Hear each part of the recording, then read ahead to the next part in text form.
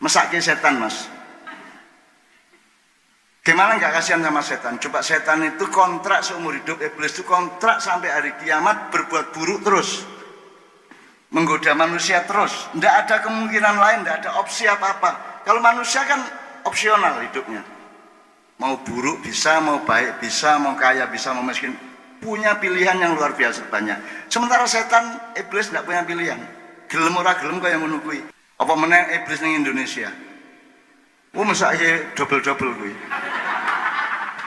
Mereka sudah menggoda manusia, menyuruh korupsi. Ternyata yang disuruh korupsi sudah korupsi lebih banyak. Jadi setan sama iblis sama Indonesia itu betulnya kipo-kipo lah bahasa Jawanya. Apa gila lah. Oh kita kongon nyolong 10 miliar baru 1 triliun nih jupu ya. Asu bajingan wong Indonesia kan gitu kan.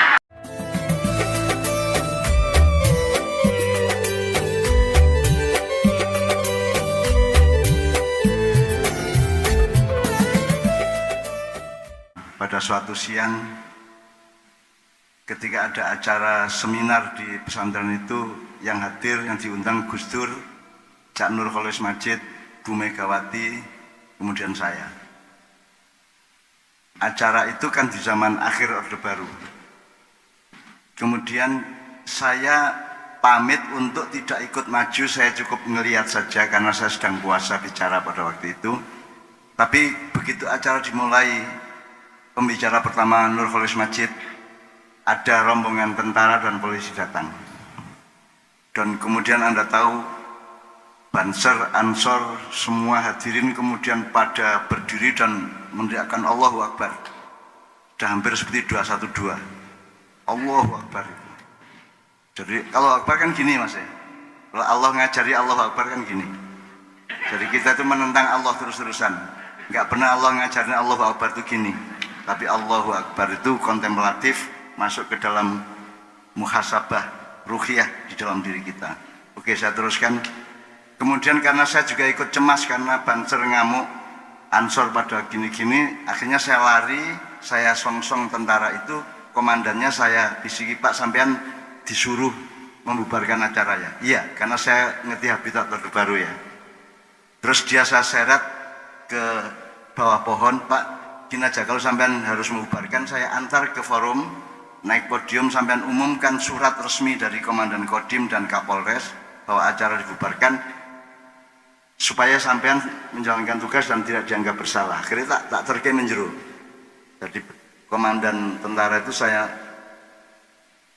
seret masuk ke dalam ruangan, terus saya bilang sama teman-teman Banser, Ansor, saya minta 3 menit sampai 5 menit ya, jangan rame dulu, jangan Allahu Akbar dulu, jangan astagfirullah dulu, jangan subhanallah dulu, pokoknya ojo ngamuk sih. Saya minta 3 menit. Terus saya antarkan, saya langsung merobos ke podium, terus saya umumkan saudara-saudara, ini ada Bapak-Bapak, Cak Nur, Gus Dur, Bu Mega, ini ada pengumuman dari Komandan Kodim Jombang.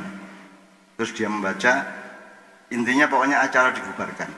Terus begitu selesai Assalamualaikum dibubarkan, terus saya ajak turun podium, terus saya ajak keluar, Pak sampean tunggu di bawah pohon tempat kita ngobrol tadi. Saya tak menangani yang di dalam supaya mereka nggak ribut, tenang aja supaya ini kita sebagai orang tua harus ngomong sama semua, jangan ribut. Terus tentaranya pergi, terus saya masuk lagi, Bapak-bapak acara sudah dibubarkan, mari kita sekarang bikin acara yang baru. Terus saya teriak ke Gus Dur, Gus acara yang baru namanya apa? Terus Gus Dur teriak, Mauidhoh Hasanah Cak. Nah itulah lahirnya kata Mauidhoh Hasanah. Sebelum itu belum pernah dipakai. Dari seminar itu kemudian berubah menjadi Mauidhoh Hasanah. Terus oke saudara-saudara sekalian, marilah kita buka acara Mauidhoh Hasanah siang hari ini dengan bacaan basmalah. Bismillahirrahmanirrahim. Saya persilakan pembicara pertama Bapak Dr. Nur Kholis Majid maju ke depan. Terus Cak Nur maju lagi, pidato lagi seperti tadi. Sebenarnya masalah sangat sederhana di Indonesia ini, tidak usah macam-macam, sangat simpel. Dan itu kemudian semua kemudian memakai Mauidhoh Hasanah itu. Sampai hari ini ternyata masih ada yang ingat tadi ya Mauidhoh Hasanah. Itu cerita. Kalau tausiah saya enggak begitu setuju karena itu bahasa Indonesianya pewasiatan. Lah sing arep modar iki sapa kok wasiat-wasiat. Jadi kalau tausiah itu kan dari kata wasiat. Tausiah itu artinya mewasiatkan atau pewasiatan. Jadi enggak apa-apa juga sih bisa aja dikontekstualisir ke situ, tapi mauidhah hasanah agak lebih Yus pokoknya biasalah, mau ceramah, mau pengajian segala macam monggo aja, yang penting itu muatannya apa, komunikasinya bagus, tidak maslahat atau tidak. Wong bahasa itu kita harus mengatasi bahasa, kita tidak boleh diatasi bahasa. Kita harus menaklukkan bahasa atau kata atau kosakata, jangan sampai kita yang kayak ini kan menuju kemaslahatan bersama. Lho nek gak bersama gak kemaslahatan rek. Iki ya, tapi kalau tidak disebut bersamanya tidak enak juga Bu ya. Terpaksa disebut menuju kemaslahatan bersama. Lo nek gak bersama gak maslahat ya apa sampean itu gitu. Tapi kalau nggak disebut bersama kan juga tidak lengkap. Jadi memang hidup tuh kayak gitu. Jadi jangan terlalu ayal-ayalan lah, sawang sinawang dan saling tahu sama dengan itikat baik kita, dengan ketulusan kita mencoba mengkompromikan sesuatu meskipun tidak melanggar substansinya gitu ya. Itu yang pertama, saya mohon izin fitrahnya mauidhah hasanah dan tausiah itu seperti itu. Itu terjadi sekitar tahun 92 apa 93 di pesantren Tambak Beras, jadi dari Jombang ke utara itu yang sekarang salah satu bunyanya itu menjadi Bupati Jombang. Kalau Gus Muhaimin itu sebelum sampai Tambak Beras masuk ke barat namanya Tambak Beras. Pokoknya itu Jombang itu isinya wong edan kabeh. Kalau Asmuni ke selatan. Di antara semua yang edan itu saya yang mengasuh mereka. Saya yang tidak edan sendiri gitu ya. Kedua, gini Bu Dekan, ketika saya diundang ini kemudian ada dua yang muncul dalam pikiran saya. Yang pertama, begitu saya baca judulnya kan saya mikir, jadi saya mohon izin dulu bahwa saya mungkin akan nanya langsung kepada para hadirin, tidak apa-apa ya, termasuk kesampaian Bu Dekan gitu ya. Jadi saya kesini saya bukan mau tasiyah, bukan mau ceramah, saya ini mau negeske, saya mau ndunungke. Ada sejumlah hal yang saya mungkin belum benar-benar mengerti, saya ingin mendapat pengertian dari Anda. Jadi saya kesini untuk berguru kepada Anda semua, untuk konfirmasi atau untuk ndunungke kalau bahasa Jawa gitu. Jadi sekarang seperti Bu Dekan tadi sudah sebut sedikit ya, kembali ke fitrah, apa? Menggapai fitrah. Fitrah ini yang mana maksudnya? Kalau Anda baca surat Ar-Rum, coba ya, Ar-Rum ayat, Anda buka aja 30. Di situ Allah bilang sama manusia, kowe iki mbok sing madhep mantep karo agamaku gitu. Kamu yang hanifan, madhep mantep gitu bahasa Jawanya ya. Nah, kalau ngelihat surat Ar-Rum ayat 30 ini, fitrah itu bukan manusianya tapi karpe Allah. Konsepnya Allah itu fitrahnya.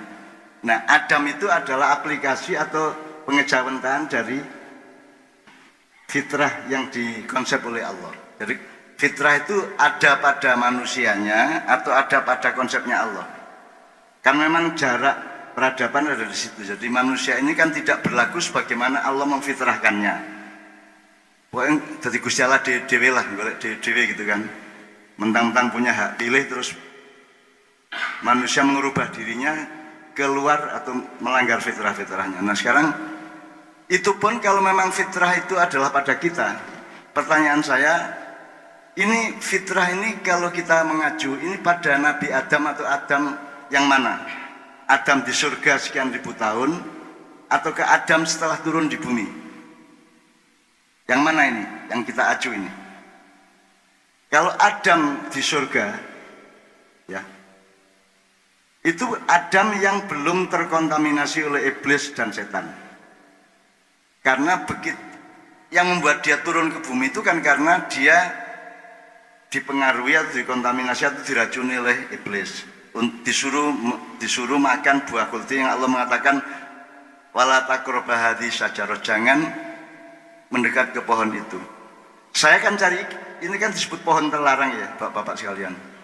Tapi kan tidak ada penjelasannya, tidak ada bahannya, tidak ada referensinya, terlarang gimana? Saya cari. Saya tidak mengatakan hasil pencarian saya itu benar, tapi rasional apa tidak gitu aja ukurannya. Kalau benar atau tidak itu milik Allah. Kalau saya dhoni aja, sangka-sangka aja. Tapi saya terus berpikir, oh tanah surga sama bumi itu beda.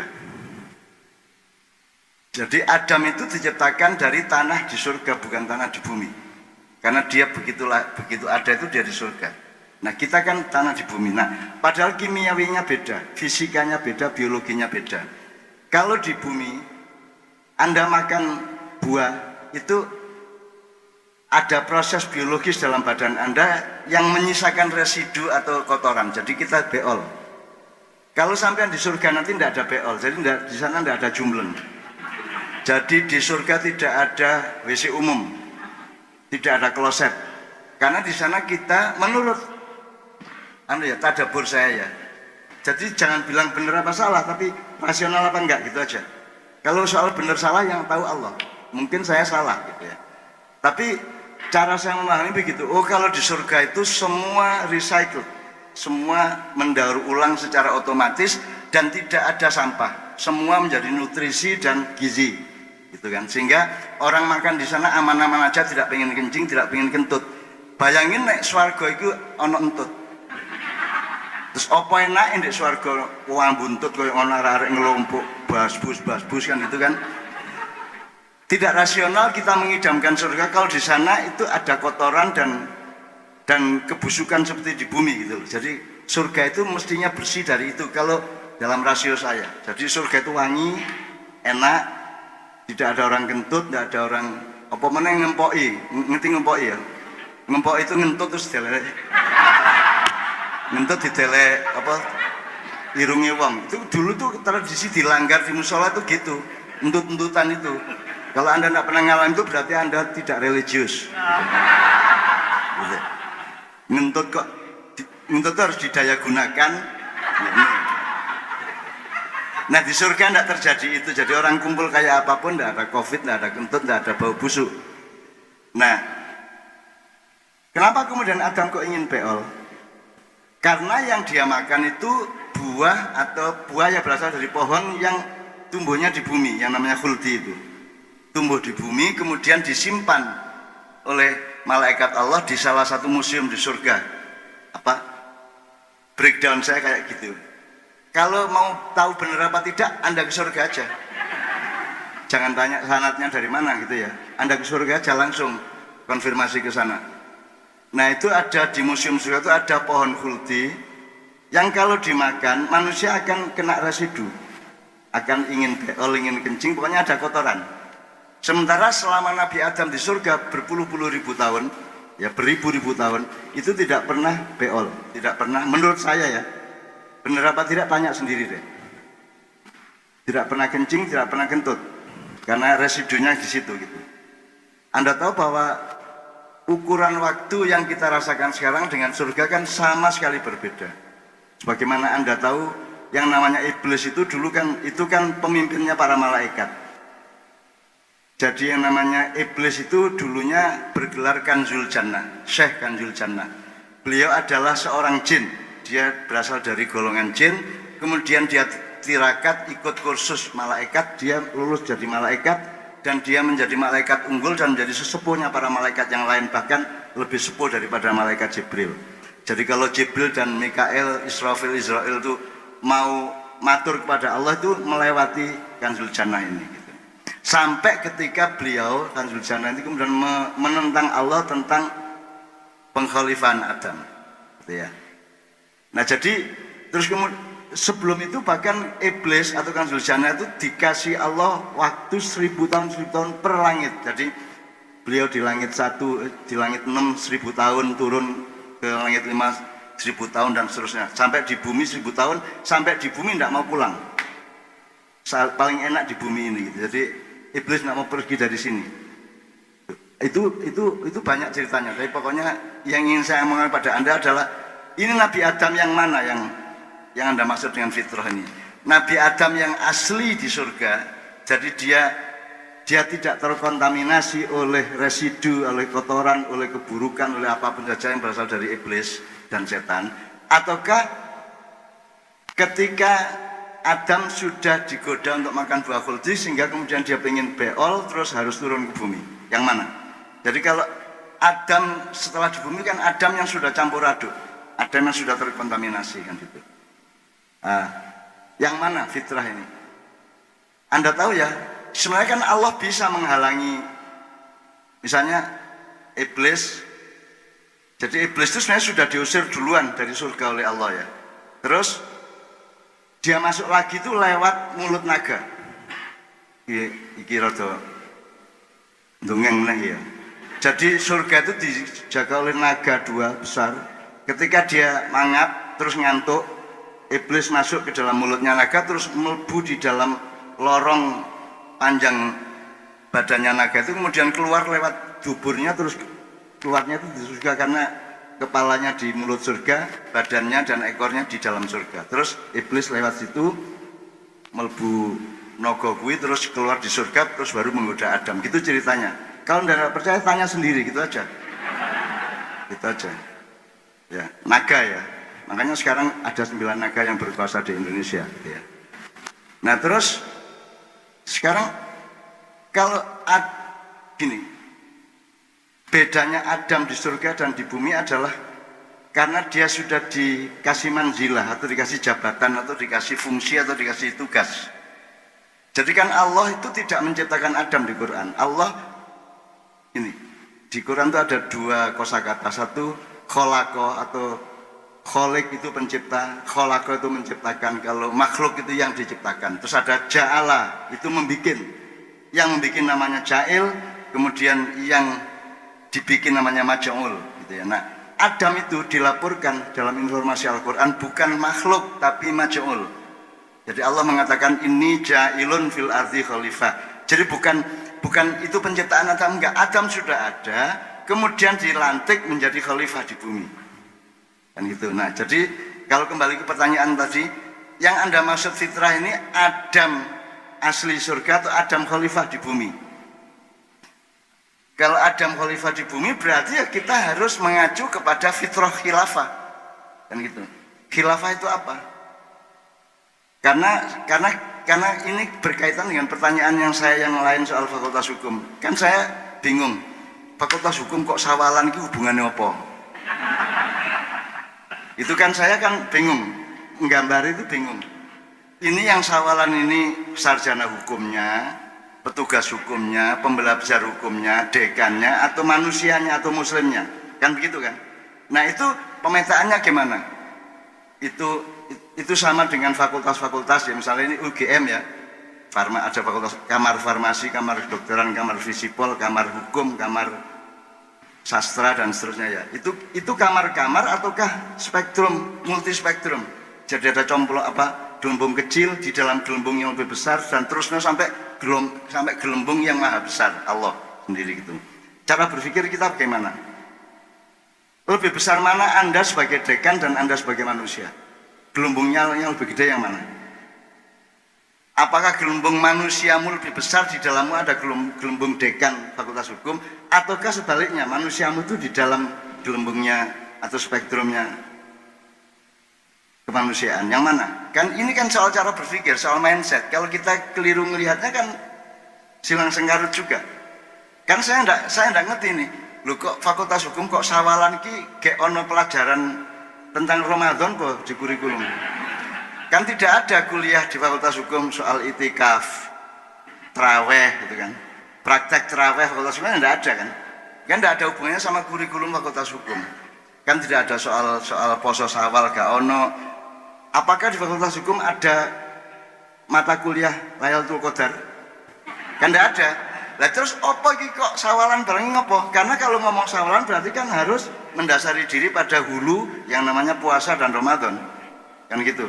Nah kan tidak ada hubungannya nih fakultas hukum dengan Lailatul Qadar. Kan angel iki. Nah, akhirnya kan harus tak gambar. Ini gambarnya gimana sih? Akhirnya saya kembali kepada ilmu ma'iyah zaman dulu. Hidup itu apakah gedung besar dengan kamar-kamar, ataukah satu gedung besar kosong dengan banyak pintu? Saya menganggapnya yang kedua. Jadi boleh Anda masuk kehidupan dengan pintu hukum, pintu ekonomi, pintu biologi, pintu sastra, tidak apa-apa. Tapi begitu Anda masuk ruangan kehidupan itu Anda bareng sama semuanya. Dan tidak setiap kali Anda harus menunjukkan identitasnya. Apa nek kowe tuku soto ditakoni sik jenengan dekan apa wakil dekan? Lah ora ta. Ayo ben wae arep dekan arep sapa kok tuku soto gawe soto kan gitu kan. Jadi sebenarnya bagaimana gambarnya? Apakah hidup itu fakultatif jajar-jajar? Kalau agak sederhana kan tidak ada sarjana UGM.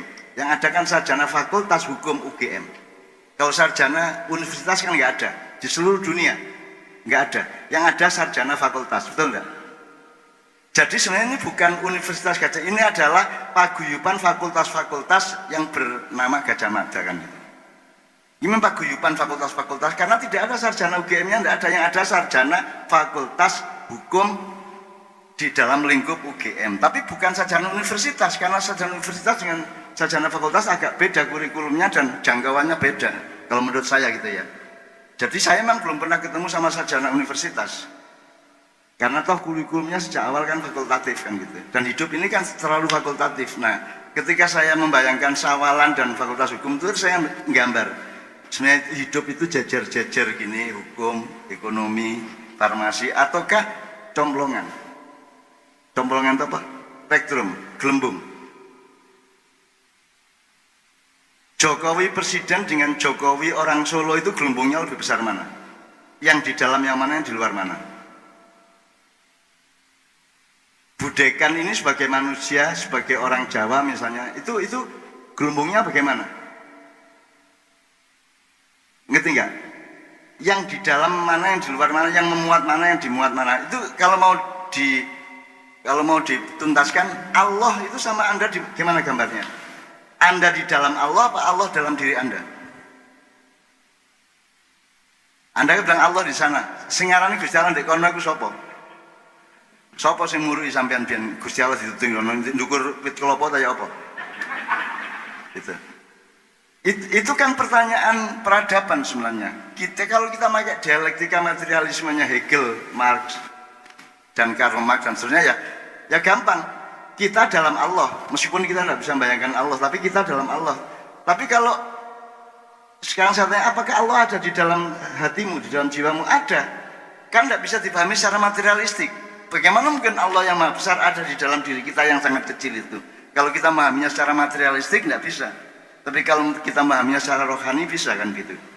Jadi sama dengan kembali ke soal fakultas hukum dan sawalan itu satu gambarnya bagaimana sebenarnya?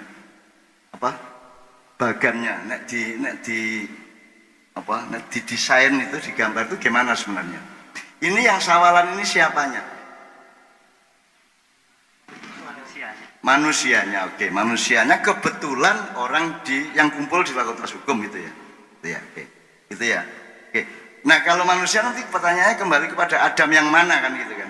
Jadi ini saya selalu bertanya. Sebab gini-gini ini kalau kita nggak tegesin kan kita akan salah lagi.